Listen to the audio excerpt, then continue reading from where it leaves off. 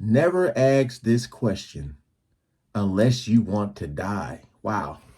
All right, ladies and gentlemen, we are back with another Mrballen video.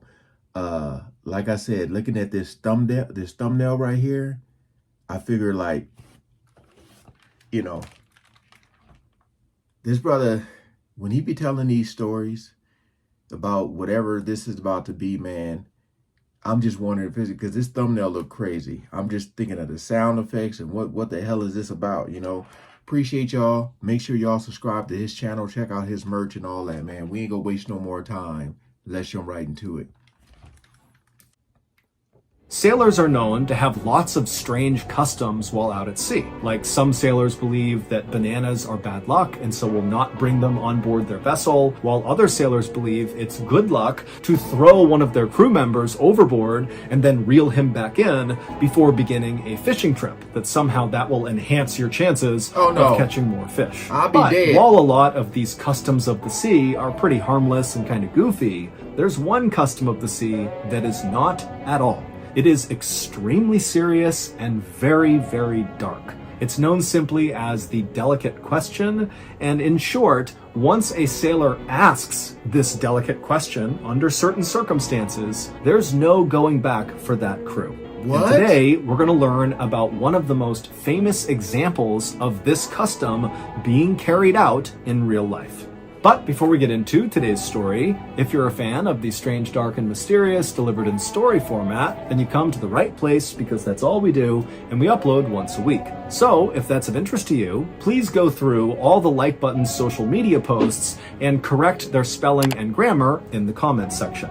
Also, please subscribe to our channel and turn on all notifications so you don't miss any of our weekly uploads. Okay, let's get into today's story. Here we go.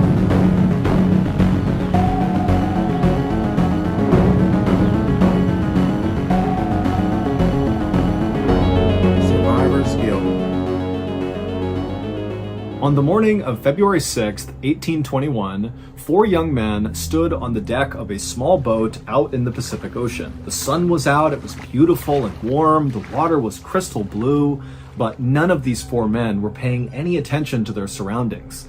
Instead, all of them were just standing there in total silence, staring at each other. Finally, one of the 4 men spoke up. His name was Owen Coffin, and he was 18 years old. And Owen, like the other 3 men, had grown up on the water. In fact, all 4 of these men had grown up on this small island called Nantucket off the coast of Massachusetts, where the main industry there was whaling, which meant sailors like these 4 men would go out and hunt whales and slaughter them for their oil. So, from the time Owen and the rest of these men were very little, they were out on the water learning how to sail, and they were also learning the customs of the sea. And there was one custom in particular that Owen wanted to talk about right now with the other 3 men. So, in a very serious and hushed tone, Owen asked the question of the other 3 men that sailors referred to as the delicate question. And after Owen asked the so-called delicate question, the other 3 men, who were already very serious and just kind of standing there in silence, suddenly their eyes started to go wide and their mouths went agape. And then again, all of the men just kind of fell into total silence. The only sound they could hear was the splashing of the waves against the side of the boat. The captain of this vessel was a man named George Pollard. He was 28 years old, and he was actually Owen's older cousin. And what George wanted to say to Owen in response to his delicate question was no. But George didn't say that. Instead, he just put his hands up over his mouth and stared kind of incredulously at Owen and the other 2 men who were also teenagers. Their names were George and Barzillai. And as he stared at these other 3 men, he realized that their answers to the delicate question was a resounding yes. They knew it had to be a yes. They had to do this. And even though George could totally override them because he was the captain and so technically in charge, he knew in this situation, under this particular custom, he couldn't overrule them. And so, with his hands still over his mouth, George just nodded a yes. Yes, let's go forward with this custom. And so, with a unanimous decision to move forward, Owen slowly reached down and pulled out the ship's logbook from underneath one of the seats behind him. And then he opened up the book and he flipped to the back pages of the logbook, which were totally blank, and he grabbed one of the pieces of paper and he ripped it out of the book. Then Owen began to rip this piece of paper into strips. First, he ripped 3 identically long pieces of paper, and he held up all 3 at the same time to show the others that these are the 3 that are the same. And each of the 3 nodded their head. Yes, we see that.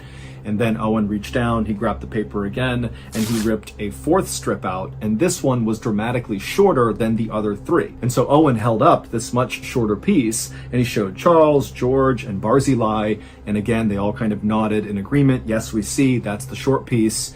And so once the whole group was satisfied that they had their 4 strips, Owen took off his hat, he put all 4 strips inside, mixed it around, and held out his hat. It was time. The first man to reach into Owen's hat was Owen's older cousin and the captain, George.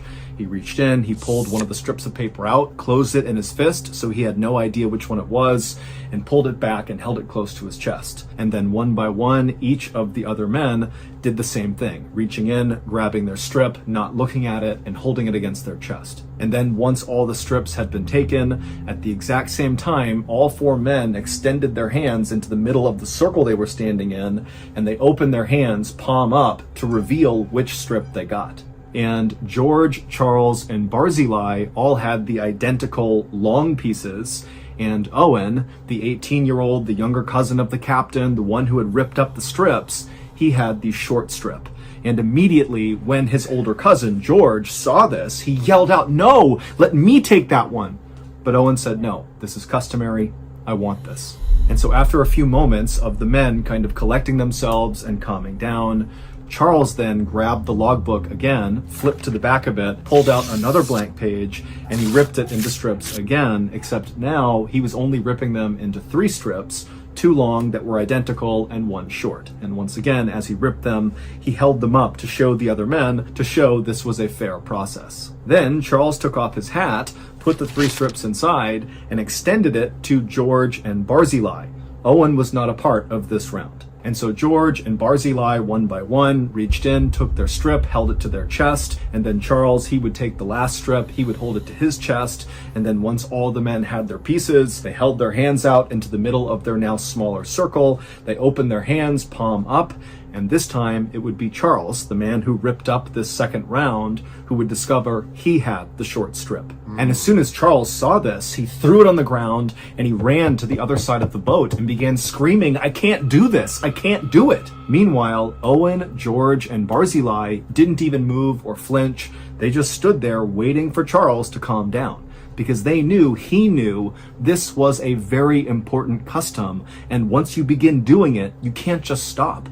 Charles would have to come back over and play his role. And so after a few minutes of Charles still kind of calling out that he couldn't do this, tears are coming down his face, he finally wiped the tears, he calmed himself down, and he walked back over to the group, who again, they hadn't moved. George, Barzillai, and Owen, they're just standing there waiting to continue this custom. And so as Charles began coming back over, looking ready to continue, George, without even saying anything, reached down and unlatched a door on the side of the boat.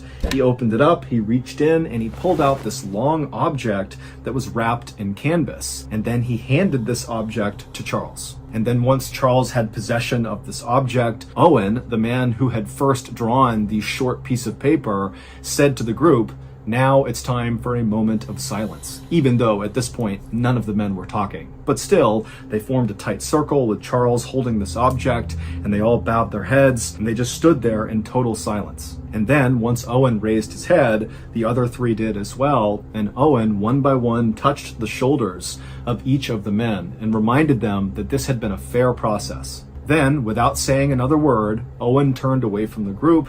He walked over to the edge of the boat, looking out over the water. He got down on his knees. He made sure his posture was good, and he looked out over the water. Owen had always loved the ocean, even though his own father had died out at sea.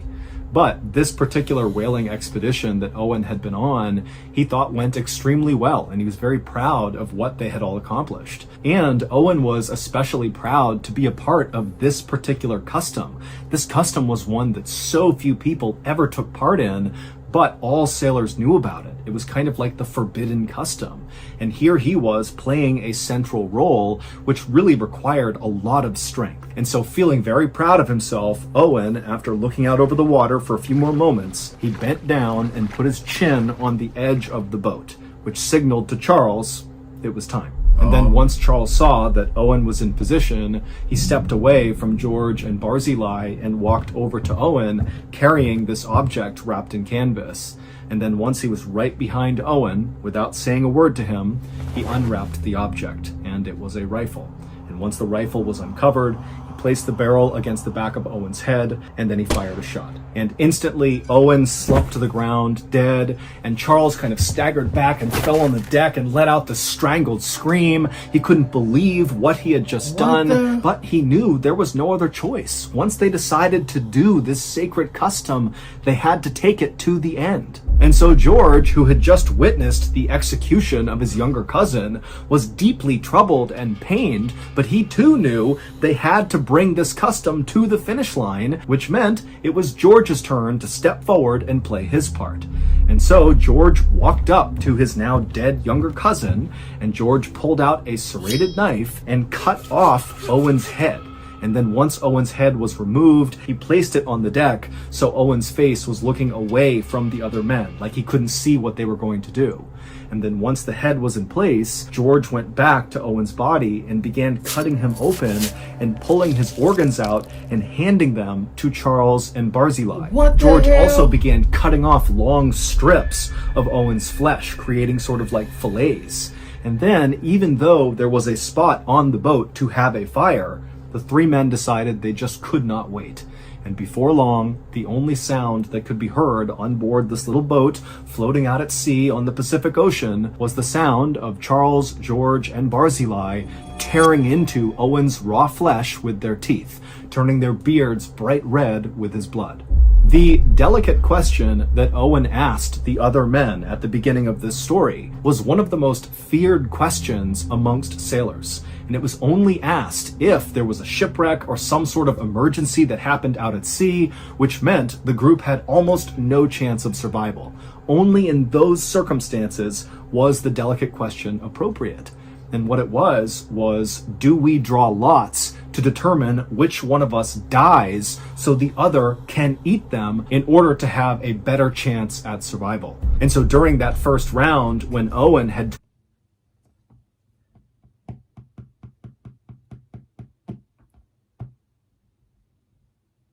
I know what I said. I said what I said at the beginning.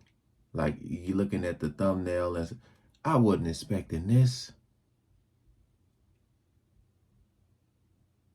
It reminds me of the movie Alive. Oh my goodness, man. On the short strip of paper that determined he would be the one who was murdered and eaten.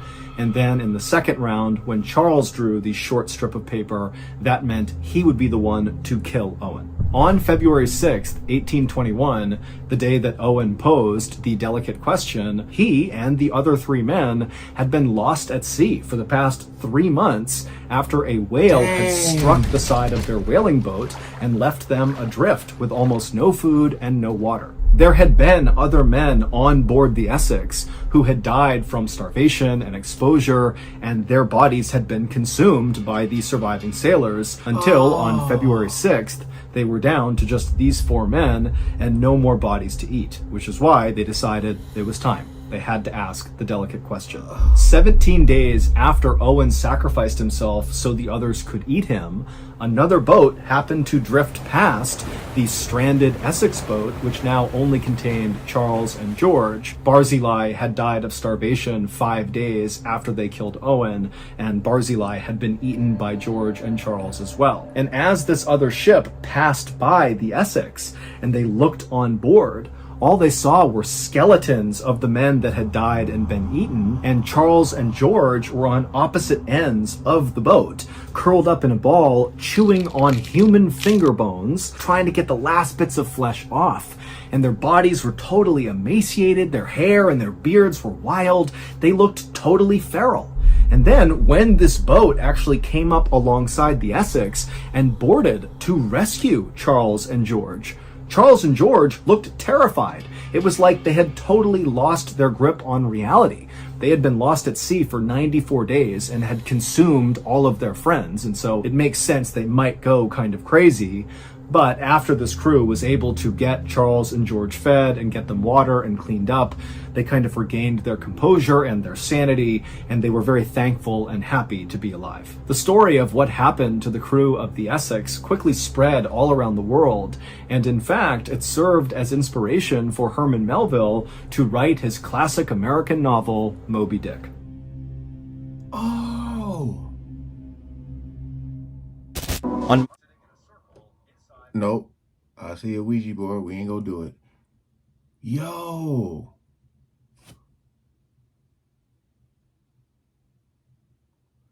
That was so Moby.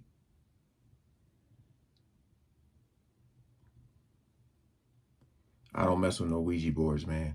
So whatever he said at the end, I just had to miss it. Ooh, I hope I'm never in that situation. You know, this video wasn't like long like I'm used to with his stories. So I didn't want to like keep pausing it. And the way he was talking and telling the story, I just wanted to let him talk. But man, that was crazy. Oh, he said getting the last meat off the So the book, I never read that book, but that book has like a story like that in here, or was it more so about the whale? If you guys can comment below. Let me look at some comments here.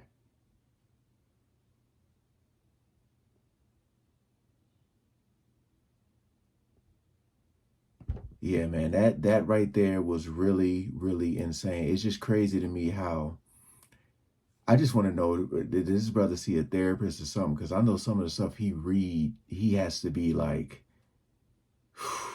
you know. All right, that's going to do it. Again, appreciate you guys coming over and watching, man. Thanks for all the love and support. And again, make sure you guys are subscribed to his channel. Peace out.